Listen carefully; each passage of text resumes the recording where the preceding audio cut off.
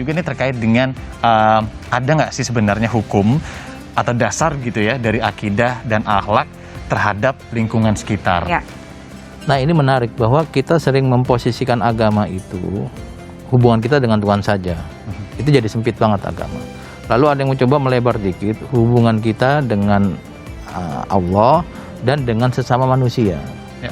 Tapi sebenarnya kalau dalam pemahaman saya itu tidak berhenti di situ, tetapi juga pada lingkungan. Ya. Pada lingkungan. Saya kasih gambaran gini, Ya. Mbak. Kalau saya kan basisnya pesantren, puluhan tahun di pesantren, Ya. belajar dan ngajar di pesantren. Itu ada buku yang hampir semua pesantren di Jawa membacanya. Baca. Namanya buku Takrib atau Fathul Qorib. Itu di situ ada etika buang air besar. Oke. Etika buang air besar. Itu ada kata-kata wafis sakbi, di lubang tanah.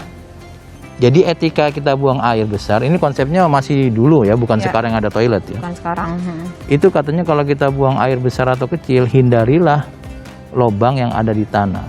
Lalu dijelaskan kenapa dilarang, karena bisa jadi di situ ada hewan kecil, ada semut-semut, ada kita nggak tahu binatang apa, lalu tiba-tiba tertumpah itu, tumpah kotoran kita, nanti mereka bisa ya jadi nggak nyaman atau malah mati. Atau di situ ada hewan yang besar, ada ular dan seterusnya, kita yang bahaya. Kita yang bahaya betul. Iya. Tapi yang menarik itu ada kata-kata wafis sakbi, hindarilah buang air atau besar atau kecil di lubang tanah, karena kita menjaga hak binatang kecil di situ. Benar. Lalu pertanyaannya, apakah binatang juga dijaga haknya? Nah, ada sebuah hadis yang menarik, riwayat sahabat Syarid kalau nggak salah ya.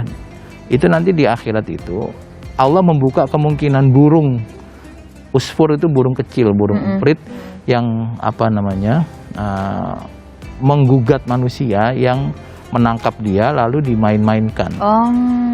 Subhanallah. Hadisnya menyatakan bahwa burung itu protes karena seharusnya dia ditangkap lalu kemudian dipotong dan dimakan, bukan ditangkap lalu dipermainkan sampai mati.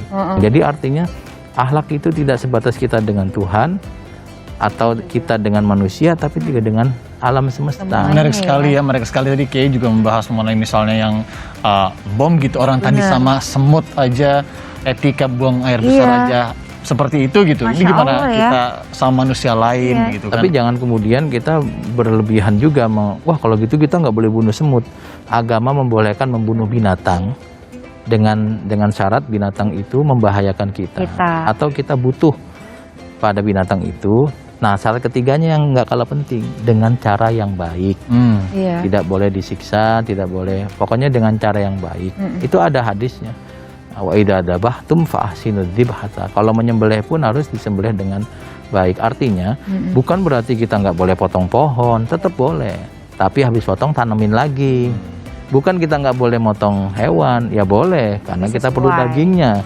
Atau membunuh ular atau semut boleh, tetapi lakukanlah dengan cara yang baik. Kita kan bisa membunuh semut dengan cara yang cepat mati, bukan kemudian disiksa. Atau ular pun bisa kita, kalau memang harus dibunuh ya. Tapi artinya agama membuka peluang kita untuk memotong pohon, mengeksploitasi alam, tetapi agama menghendaki adanya perbaikan setelah itu. Hutan yang kita butuhkan kayunya ditanami lagi, karena nanti bisa kita ambil lagi. Nah itu agama ada, merekam itu, mengajarkan kita itu, sehingga kalau dibilang akhlak itu hanya kepada Allah atau pada manusia, itu nggak utuh, harus pada alam semesta. Semuanya ya, alam semesta.